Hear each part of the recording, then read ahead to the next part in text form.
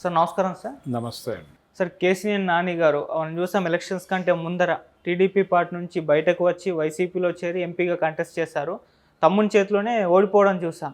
అయితే ఇప్పుడు ఒక ట్వీట్ చేశారు, ప్రత్యక్ష రాజకీయాల నుంచి కంప్లీట్గా తప్పుకుంటున్నాను అని చెప్పారు.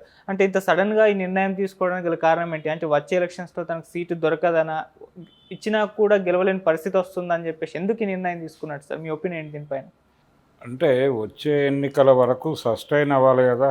ఆ సస్టైనబిలిటీకి ఆయన వైఎస్ఆర్సీపీలో ఉన్నాడు ఇప్పుడు. అవును.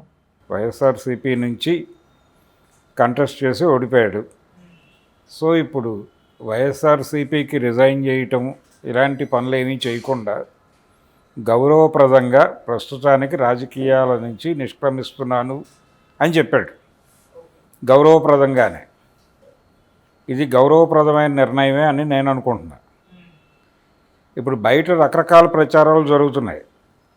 వైఎస్ఆర్సీపీ నుంచి గెలిచినటువంటి 4 ఎంపీలు వాళ్ళు బీజేపీకి వెళ్ళిపోతారు, అలాగే ఈ 11 మంది ఎమ్మెల్యేలు బీజేపీకే వెడతారు, లేకపోతే జనసేనలో చేరతారు.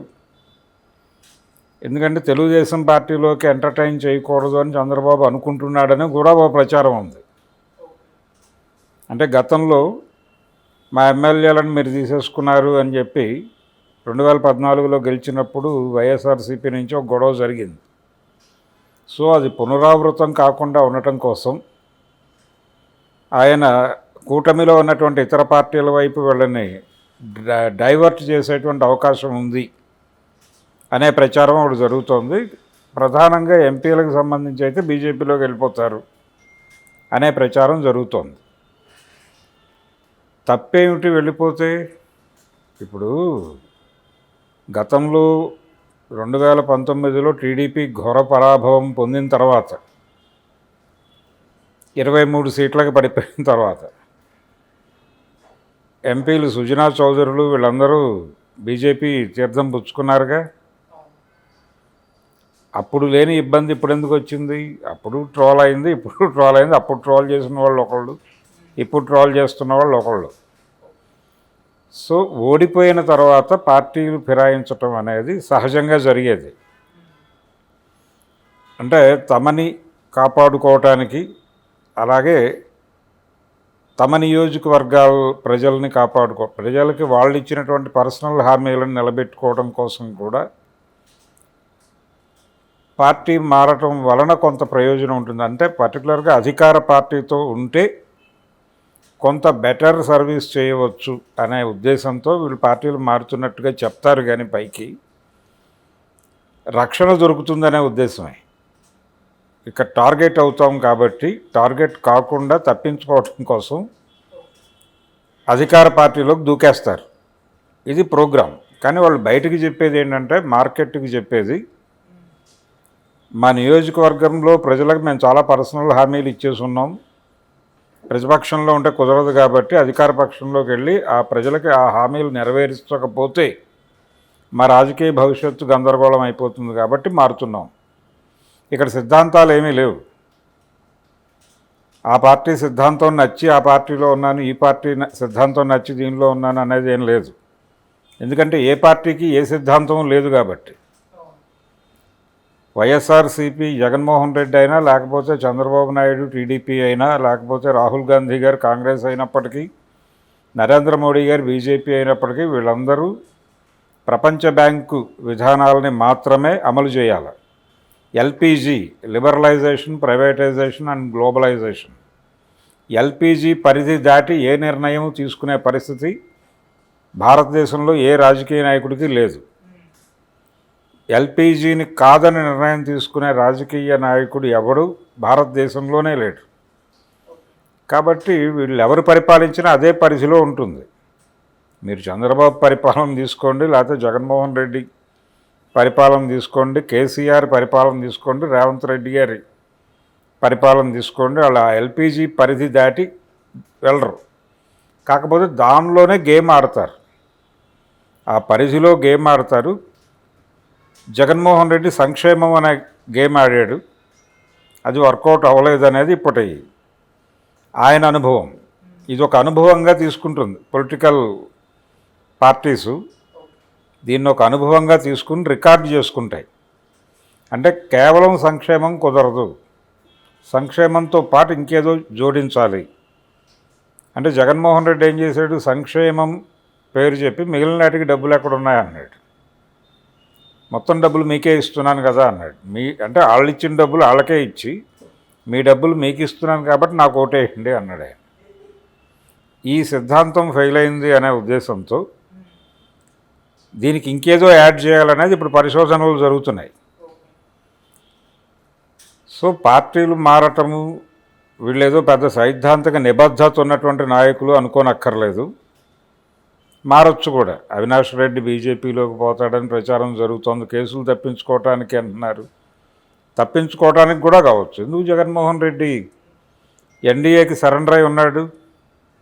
ఎందుకు చంద్రబాబు నాయుడు ఇండియా కూటమి వైపు వెళ్లకుండా ఎన్డీఏతోనే ఉన్నాడు? వాళ్ళు ప్రయత్నం చేశారు కదా, నితీష్ కుమార్ని చంద్రబాబుని తీసుకుని ఆల్టర్నేటివ్ గవర్నమెంట్ ఇవ్వాలి ఈసారి భారత ప్రజలకి అని ప్రయత్నం జరిగిందిగా. ఎందుకు వీళ్ళిద్దరూ అటువైపు తల తిప్పలేదు? ఎందుకు తిప్పలేదు అంటే చాలా స్పష్టంగా వీళ్ళ లింకులో ఉన్నారు.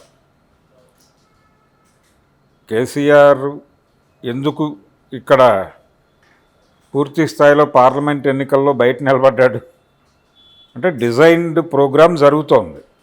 ఆ డిజైనింగ్లో భాగంగానే ఎవరైనా ఎటైనా వెళ్తారు.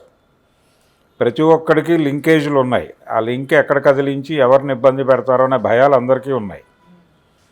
ఈ భయాలతోనే అవినాష్ రెడ్డి బీజేపీలోకి వెళ్ళొచ్చు. తన చర్మాన్ని కాపాడుకునే ప్రయత్నం. ఈ పని చేయకుండా కేశినేని నాని ఈ వివాదాల్లో లేడు, ఈ గొడవల్లో లేడు. కాబట్టి పార్టీ మారి తెలుగుదేశం పార్టీలో చేరుతున్నాను, లేకపోతే జనసేనలో చేరుతున్నాను, లేకపోతే బీజేపీలో చేరుతున్నాను ఇలాంటి మాటలు చెప్పడం కన్నా రాజకీయాలకి విరామం ఇస్తున్నాను అని చెప్పడం గౌరవప్రదం.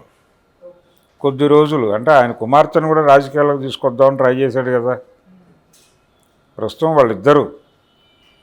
వాళ్ళిద్దరూ రాజకీయాలకు దూరంగా ఉండి తమ ముఖాలని కాపాడుకొని పొలిటికల్ సీన్ మారినప్పుడు తిరిగి వాళ్ళు రాజకీయ తెర మీద కనిపించిన ఆశ్చర్యం లేదు.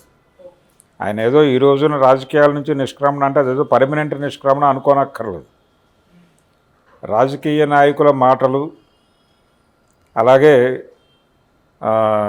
సినిమా తారలు రిటైర్మెంట్లు, ఇవన్నీ కూడా మార్కెట్ ఇబ్బందిగా ఉన్నప్పుడు వాళ్ళు ఆ విషయం చెప్పకుండా రకరకాలుగా దాన్ని టర్న్ చేసి చెప్తారు. అదే పద్ధతిలో కేశినేని నాని గారు కూడా జస్ట్ ఒక చిన్న రిలాక్సేషన్ కోరుకుంటున్నాడు ఆయన. అది కూడా వివాదరహితమైనటువంటి రిలాక్సేషన్ కోరుకుంటున్నాడు. ఇప్పుడు ఆయన రాజకీయాల్లో నుంచి తప్పుకుంటున్నాను అని చెప్పడం ద్వారా వైసీపీకి రాజీనామా చేస్తున్నాడా? ఇప్పుడు చిరంజీవి నేను రాజకీయాల్లోంచి తప్పుకుంటున్నాను, సినిమాల్లోకి వెళ్ళిపోతున్నాను అన్నాడు. కాంగ్రెస్ పార్టీకి రిజైన్ చేయలేదుగా. అలాగే కేశినేని నాని కూడా నేను రాజకీయాల్లో ఉండను అని చెప్తున్నాడు, కానీ వైఎస్ఆర్సీపీకి రాజీనామా చేశాడా? లేదు కదా. రేపు పొద్దున ఈ 5 సంవత్సరాల తర్వాత చంద్రబాబు నాయుడు పరిస్థితి గందరగోళం అయితే ఆల్టర్నేటివ్ ఏమిటి ప్రజలకి? వైఎస్ఆర్సీపీ అయితే తను రెన్యువల్లో లేకపోతే మళ్ళీ నమోదు చేసుకోవటము అనే కార్యక్రమం అక్కర్లేదు కదా. ఇదే కథ నడుస్తుంది అక్కడ. అందుకని చాలా తెలివిగా రాజకీయ సన్యాసం ప్రకటించాడు. రాజకీయ సన్యాసం ప్రకటించింది కేవలం కొద్ది కాలం మాత్రమే అని అనుకోవడం మంచిది. ఆయన పూర్తిగా రాజకీయాల్లోంచి వెళ్ళిపోయాడు. కేశినేని నాని అనేవాడు ఇంకా పొలిటికల్ ఏరియాలో కనిపించడు అనుకోవడం భ్రమ. Okay.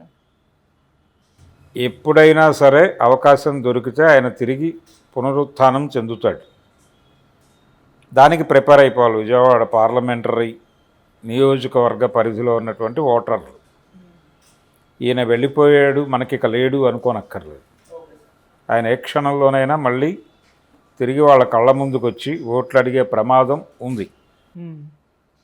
Okay sir, thank you so much sir. Thank you.